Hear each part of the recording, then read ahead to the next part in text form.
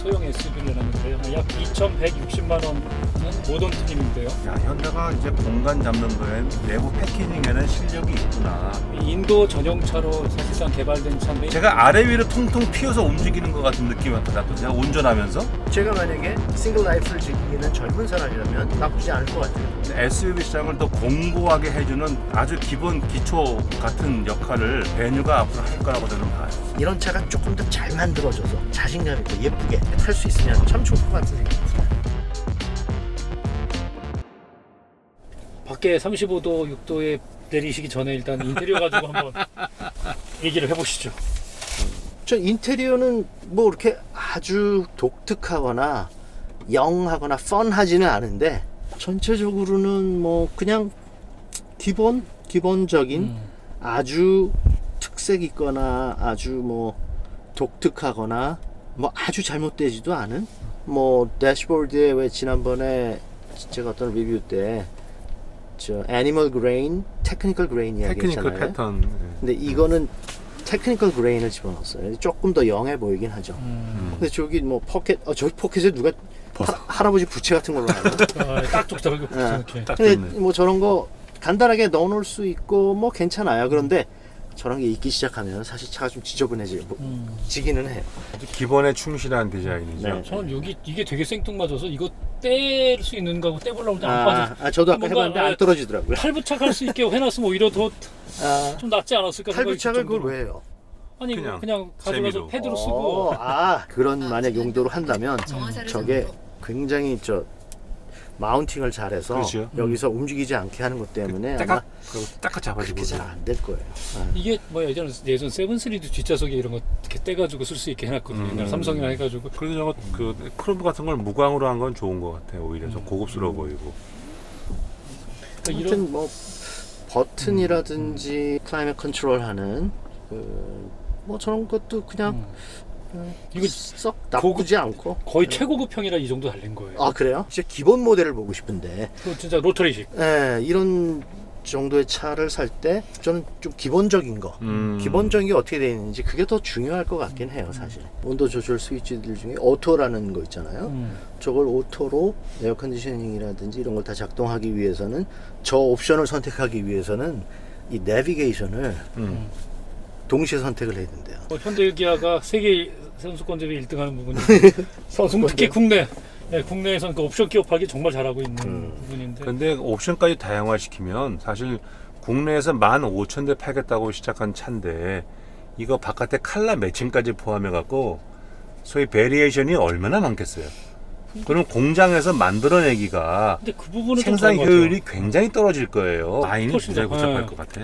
셀토스는 훨씬 더 옵션이 더 복잡하게 편성돼서 정말 그 옵션 기업하기로 해서 3,300, 400까지 갈고 있거든요. 저는 씰이 이게 처음에는 가운데는 패브릭이네 그랬는데 패브릭이 아니라 그냥 이게 레자더라고요.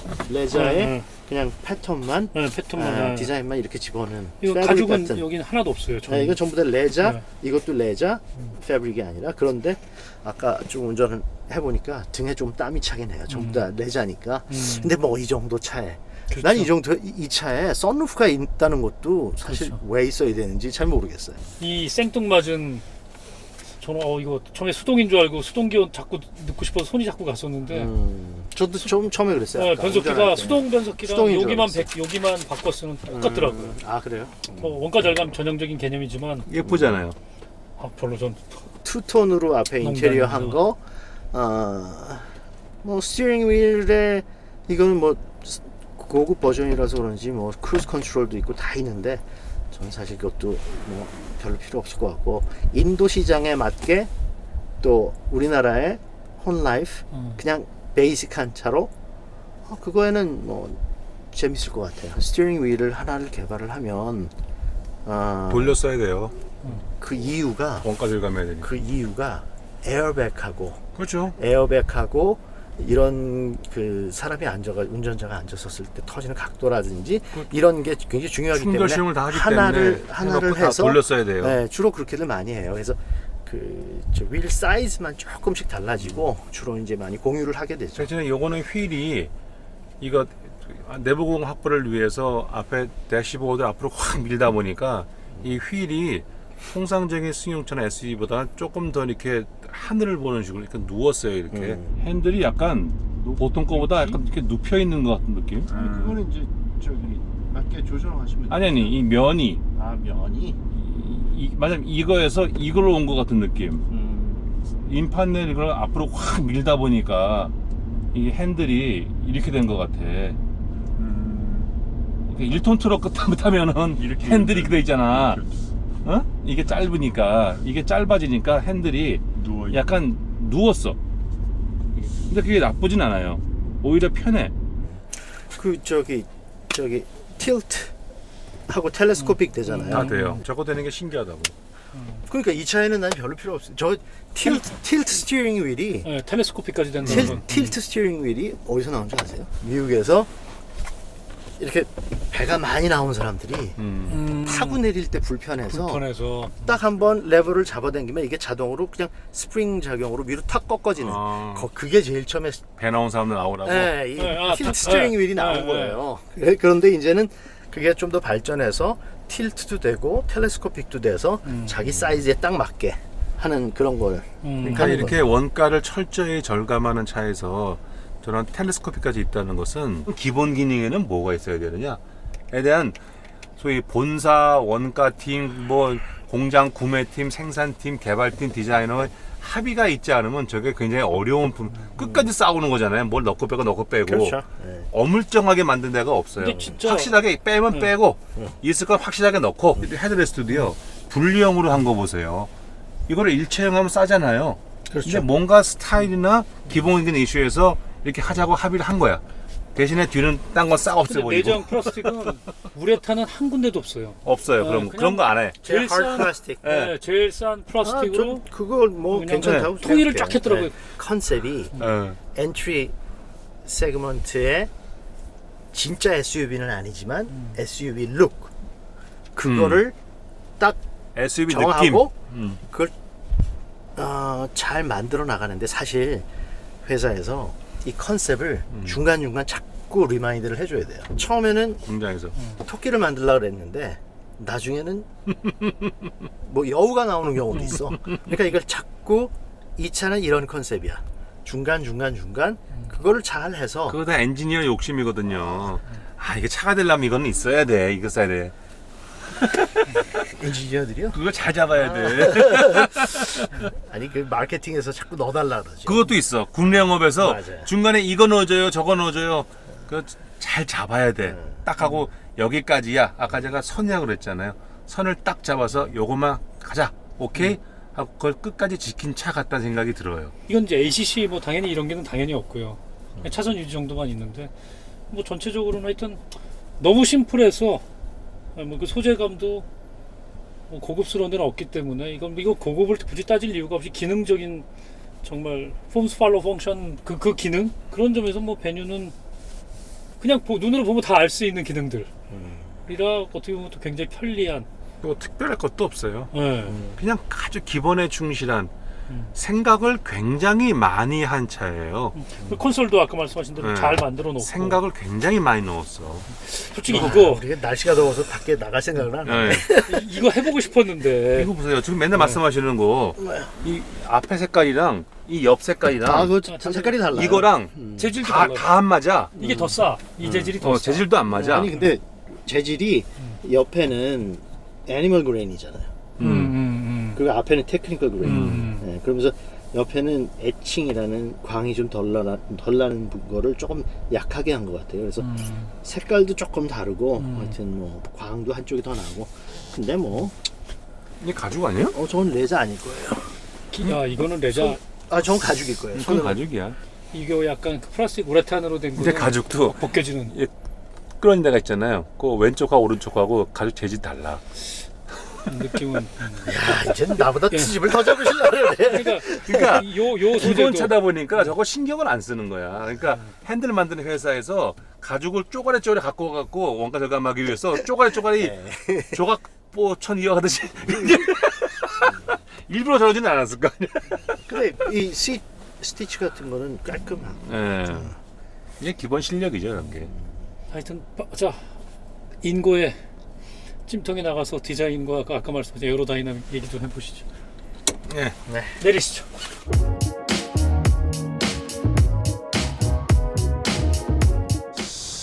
차 외관에서 디자인할 때 제일 중요한 포인트가 일단 옆면이거든요. 사이드 뷰, 사이드 뷰 프로파일. 주자로도 그런 얘기를 했지만 이 사이드 뷰가 옆 프로파일이 잘 된 차는 앞에 뒤에 조금 실패하더라도 완전히 실패할 확률이 적고 이 사이드 프로파일이 잘못된 차는 앞에 뒤를 아무리 잘해도 아름다울 수 없다라는 얘기를 할 정도로 그게 그만큼 중요한데 이 사이드 프로파일 중에서도 또 가장 중요한 부분 중에 하나가 있어요.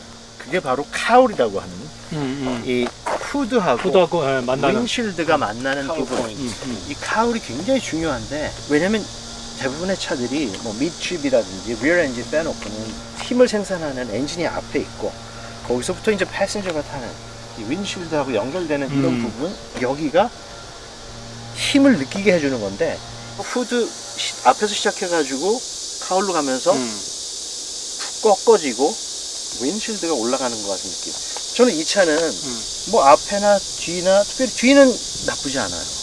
앞에는 조금 아직까지 복잡스러운 아직 현대가 뭘 하려고 하는지 DRL 같은 것도 그리고 뭐 일관성이 없는 그런 부분에서는 조금 아쉽지만 이 아쉬운 부분이 카울인 것 같아요. 조금 다이내믹하거나 속도감이 좀 안 느껴지는.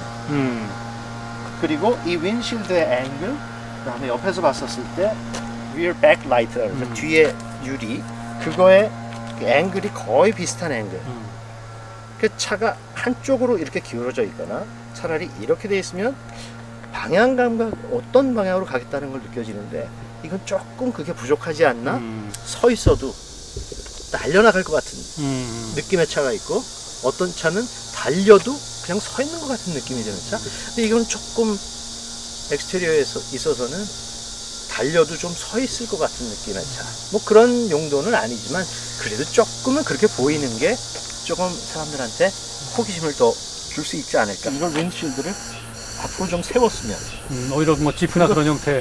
뒤를 눕히고 그러면 조금 더 방향 감각 좀 다이내믹한 앞으로 이렇게 머리를 밀면서 뛰어나갈 것 같은 벨트 라인이 올라가면 올라갈수록 빨리 달릴 때 안정감을 느끼긴 해요. 다이내믹해 보여요. 벨트 라인이 낮아지면 안정적으로 많이 보이지. 잘 보이긴 하지만 빨리 달릴 때 조금 불안한 감이 들기는 하거든요. 그래서 뭐 이태리에서 나온 그 피아트에서 나온 멀티플라라는 그건 이제 컨셉이 헬리콥터 컨셉이라서 시내에서 다니기는 잘 보이고 파킹하기도 좋고 편안한데 고속도로 달릴 때는 차는 굉장히 잘 달리는데 빨리 못 달리겠어.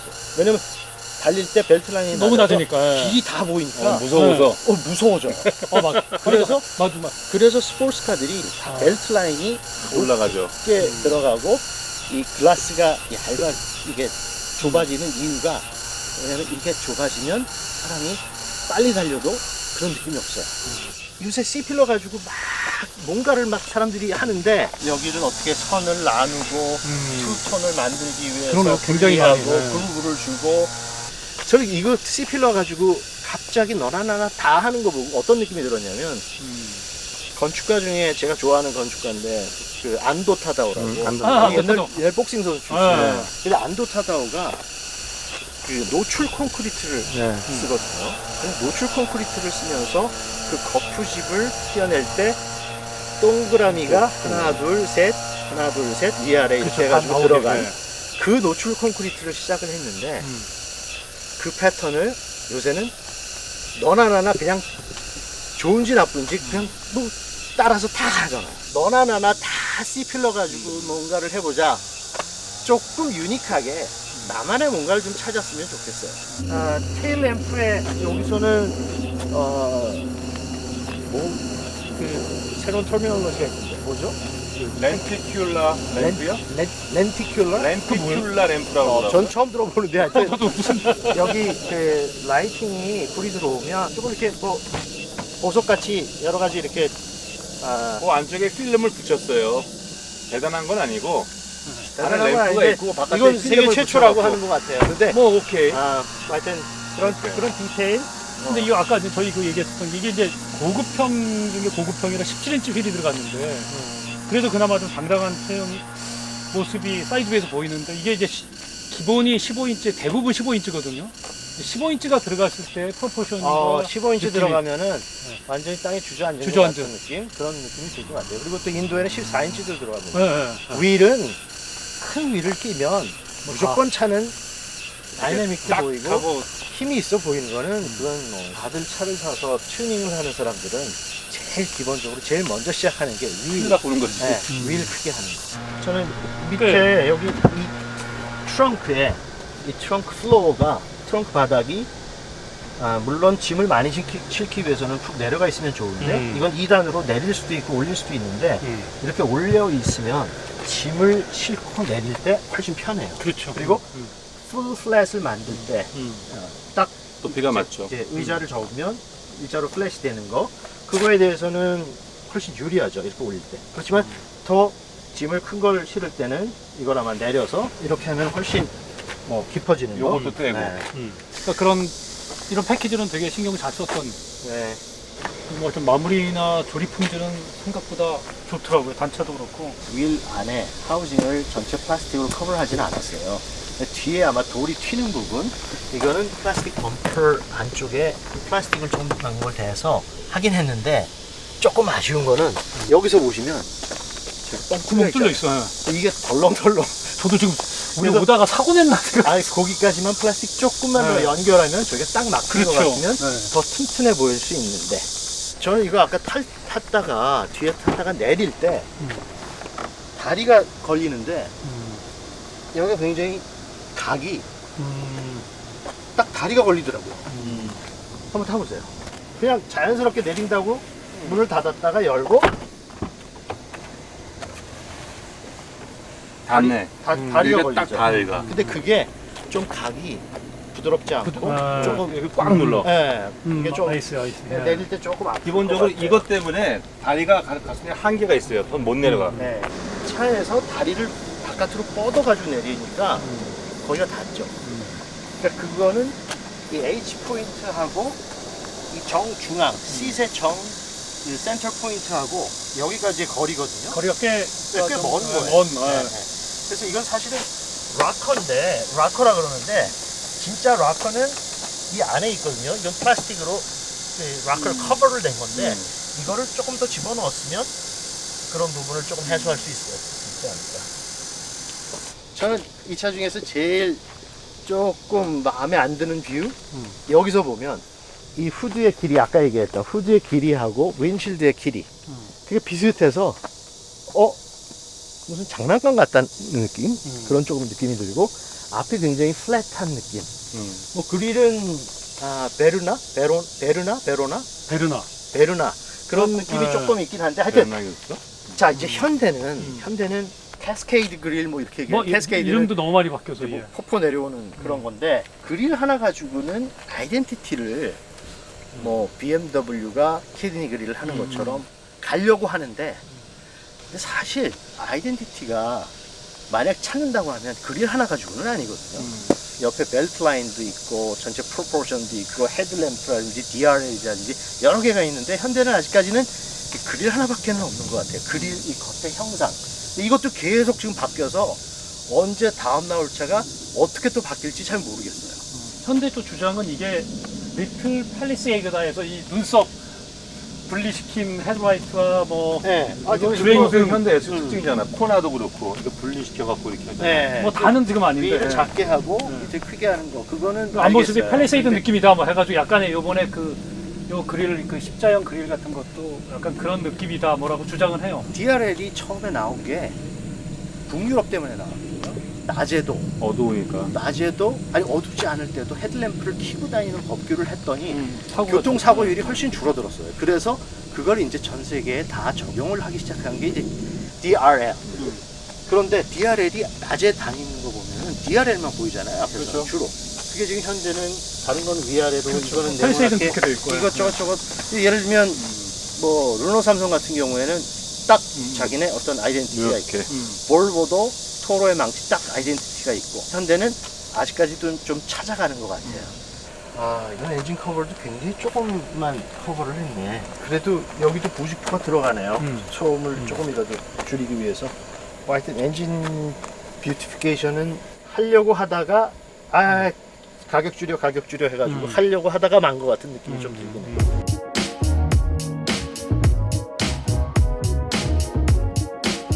베뉴가 그 아반떼와 파워트레인이 똑같은데요. 그리고 아반떼가 베뉴보다 무게가 80kg 정도 무거워요. 근데 연비는 베뉴가 거꾸로 1kg 정도, 약 한 8% 정도 아반떼보다 연비가 나빠요. 어떻게 무게도 가볍고 차도 작고 그런데 물리학을 거꾸로 연비는 나빠질 수가 있는지, 정말 에어로다이나믹이 그렇게 무서운 건지. 이거는 굉장히 중요한 맞아요. 이 세그먼트에서는 약간 연비는 따져야 될 좀 것 같아요. 네, 맞아요. 네. 그러니까 연비가 진짜 이 차가 왜 안 나올지에 대해서는 그냥 엔지니어링 쪽에서 대답을 해줘야 되는데.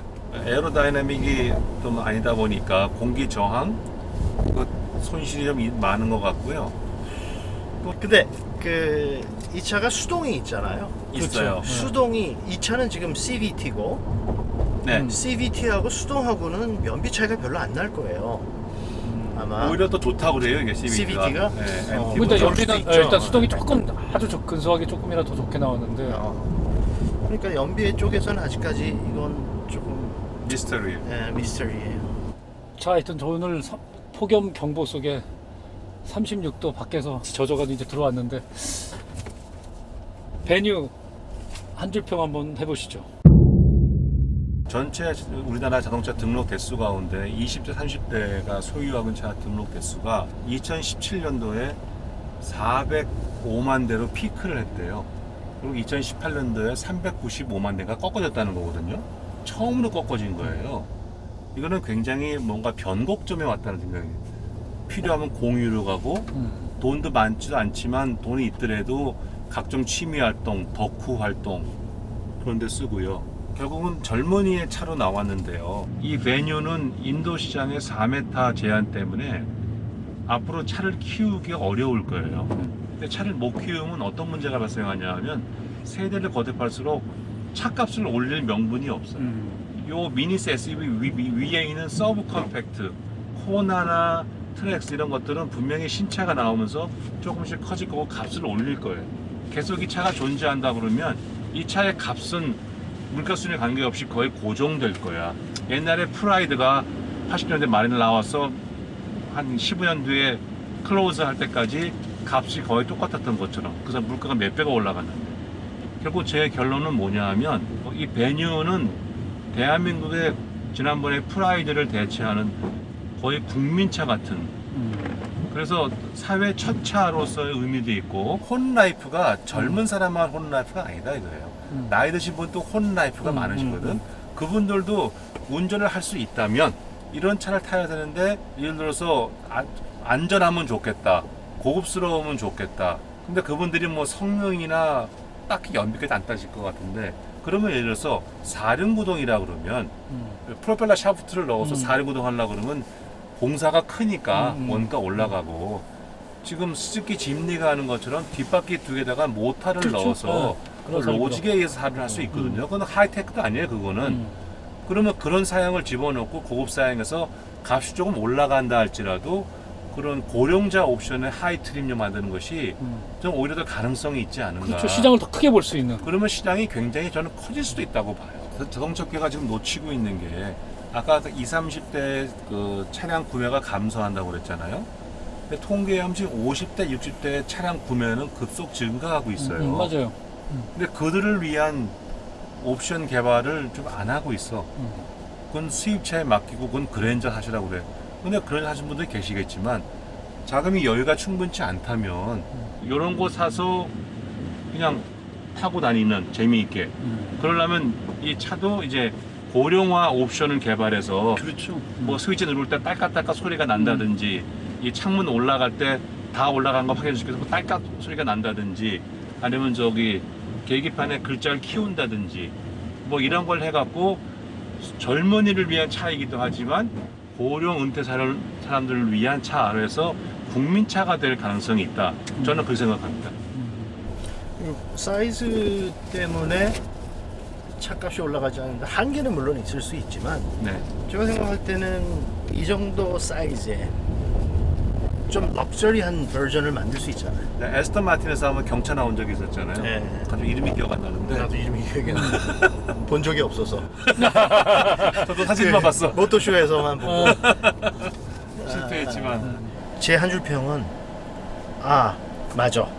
이제는 이렇게 자동차 회사부터 의식을 가지고 매일 크고 이렇게 겉으로 보여주는 것뿐만 아니라 실질적인 사이즈의 차를 만드는 거, 의식 있는 세그먼트, 의식 있는 사이즈, 이건 좋은데 파워트레인까지도 같이 의식이 있었으면 좋겠다. 아까 고급 버전 말씀하셨지만 저렴한 버전은 1.0도 나와서 오히려 이 세그먼트가 엔진 베리에이션을 넓혀갖고요. 베뉴가 1.0 엔진 지금 스토닉에 있고 인도에 쓰이고 있는 터보, 거 1.0 터보부터 100마력짜리거든요. 네. 그 1.6이지만 필요하면 1.6 터보를 할 수도 있고요.